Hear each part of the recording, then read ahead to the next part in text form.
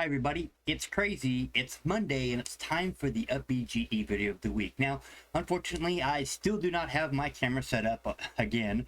Trying to get that resolved here shortly. Like I said, we've been doing a lot of renovations around my home, so yeah, things kind of got a little bit out of order.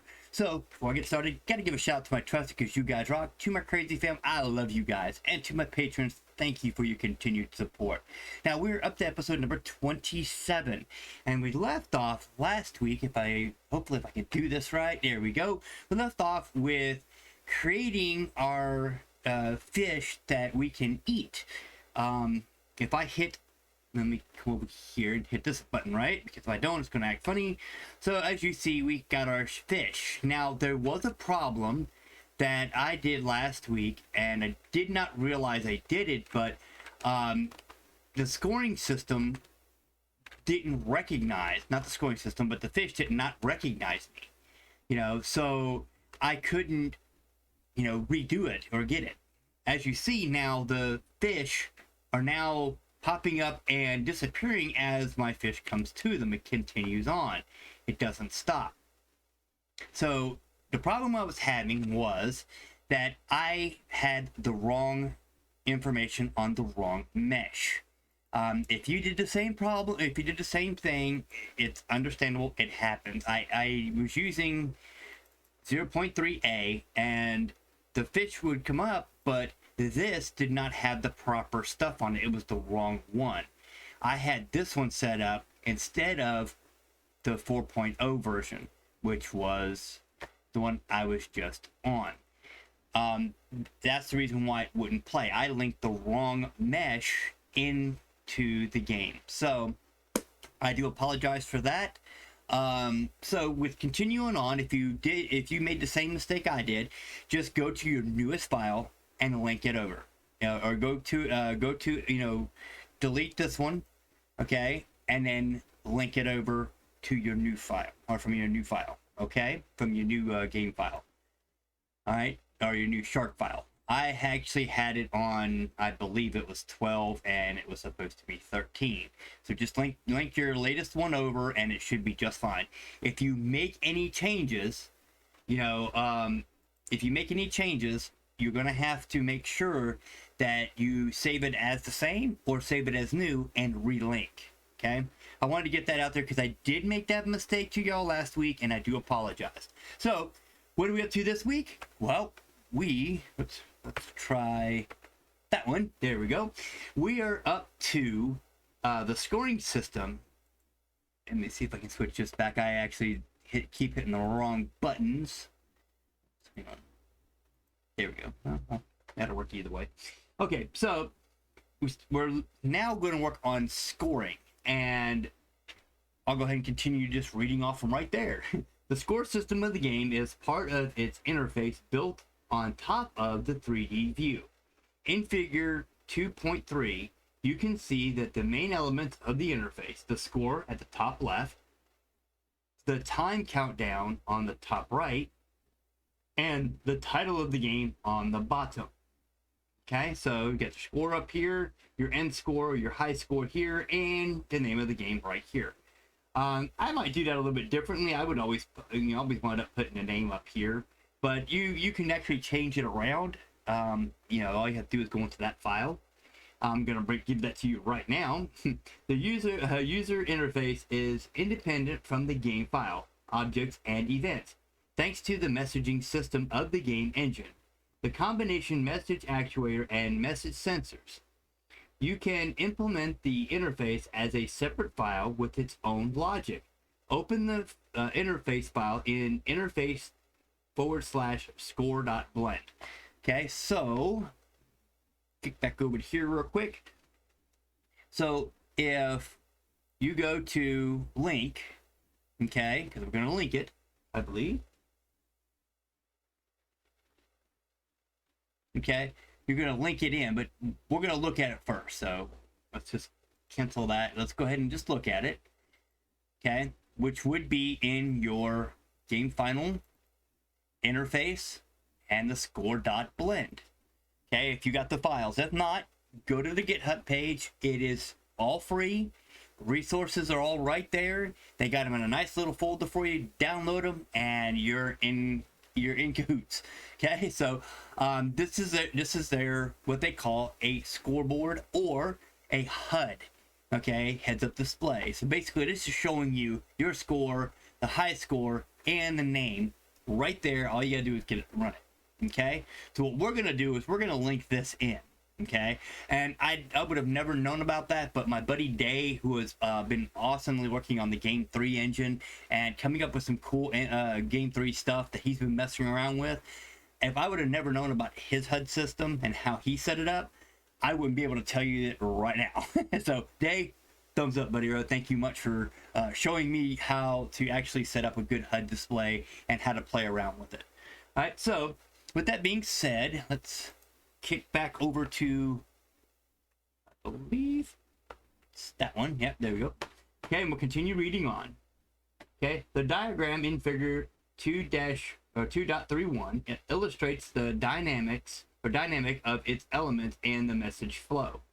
So as you see, right here's your score. Okay, when a shark eats the fish, okay, it sends a message to the shark saying, "Hey, it's been sharked." The fish sends a message to the score saying it's been sharked. Okay, same thing as if when the time's over, time says, "Hey, time's up, game over." Sends a message to the score saying game over, you do not count anymore. So that's how this works. All right. So now you have two sets of independent and concurrent events. On the one hand, you can update the score every time a message comes from the fish saying it got sharked. A fish collided with the shark.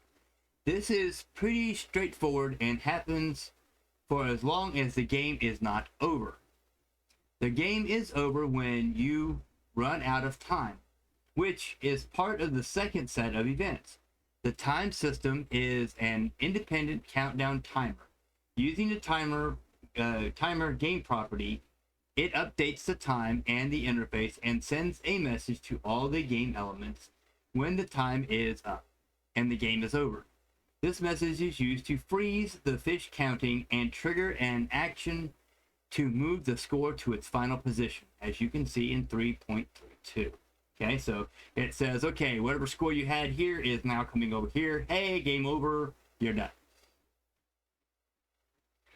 This scene will be imported without changes into your game file. Once again, the linking system of Blender allow you to keep components separate and synced. Open the game.4 and link, not append, okay, link it, don't append it, okay, the score scene from the interface score.blend file. Although the scene is now in the blend file, you will still need to load it into the game. So what we got to do, let me click over here, click back over to here. We're going to reopen our file, your last file that you had, okay, of your game. You're going to go back, and I believe mine is in, no, got to remember where mine's at. I think I have, yeah, I have it in assets, okay. I already did it earlier, that's why I got a 4.0 up here. I've already linked it in, but I'm going to do it with y'all because I want y'all to be able to see what's actually being done, okay. So we're going to, again, come up here to File. We're going to go down here to Link, not append, Link, okay? Now, we're going to find that same game file we were just looking for, which is in Game Final, Interface, Score.blend, okay? Let's see. Now, we need to go to the scene, okay, and click this one, okay? So, again, come down here to scene. We're not going to go to the object. We're not going to go to meshes or anything like that. We need to go to the scene because that's what we want to import. Okay, we go to the scene. We find our scene. It's score. We click it. We come up here and hit link from library or just double click it. It'll do the same. Now it's linked in here, okay? So now you see it's right here. It's on the link score. All right. Now what we have to do now is add an empty object. Okay, Shift A for an empty. So we'll come over here, make sure I got this one highlighted, hit Shift A, okay, and we're going to come on down here to where it says empty. You can pick any empty you want, if you want a cube, sphere, cone, whatever you want. It really doesn't matter. A lot of times it's just plain axes, you know, what a lot of people like. So we do it that way. All right, so now we did that. See, select the object and open the logic editor. Okay, so we've already got it. We're already in logic editor. If you haven't done that already, if you have, you know, no big deal. If you've got it, if you don't got it here, just come down here, you know, create you another little room here, and then go to logic editor and poof, you're in here. And now you're already selected. So all you have to do is just start putting stuff in. Now we're going to add an always sensor right here in your sensors. Always. Okay. Now with always, most of the time I just click, you know, true level triggering. You can do negative level triggering or both, you know, or none. But I believe that you want this to run all the time because it's got a countdown timer. It's going to need to be ran all the time. Add a scene actuator. So come over here. We're going to come up here to scene. Okay. And we're going to make an actuator there. Okay. And we're going to add an overlay scene. So we're going to add an overlay scene. Okay. We're going to look, the scene is going to be the score. Okay. Because see, up here, you should have two of them. See? So link score, and then there's the scene, okay? So now we're going to connect them up. Boop. They're connected, they're happy, okay? And so far, now, when you play your game, let's hit P and see if the score comes up. Oh, look at that. We've got a score, and we got 4 points. Woohoo! Yay! I got 7 points. Oh, I made 10 points. Yay! Look at that. Now, as you see, the fish are still getting gobbled up by my shark. But there's one thing. My shark isn't really growing that much. Because the game's already finished. Okay? When the game finishes out, that's it. That's all you've got. So far, we've got the scoring system. That's simple. The scoring system's in there. Now, the scoring system itself is all set up and ready for us to go. Okay? So look into the file that, you know, that file is. Okay, we can come up here and look at it real quick. See, if I hit open, and believe it or not, I already got this saved, but actually, yeah, let's go ahead and just save that. Okay, I'm going to save it. Make sure you always save your work. Okay, and we're going to put a, because like I said, I've already done it once. I'm going to do it again just because I wanted to do it with y'all to show y'all that this is pretty easy to do when you have the scripting and everything done. Okay, so now I'm going to go back and I'm going to go into game final, interface, and score.blend. Now, these are all the same ones that we've had before, but these are different. We've got an always with an init for the init. It uses the Python script called text resolution pi. You know, there's another pi one right here, and that's it. And that's got a game one. Okay, so with that, and let me switch back over to here. Yep, wrong one.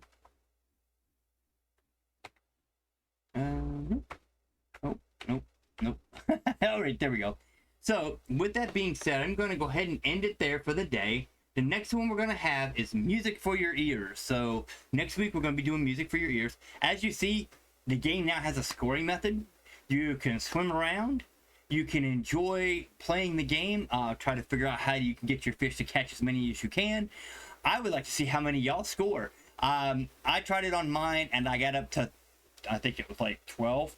So if you could beat 12, good on you. If not, hey, keep trying at it and enjoy. Next week we're going to come back with some music for your ears so that the game actually has music. So until next time.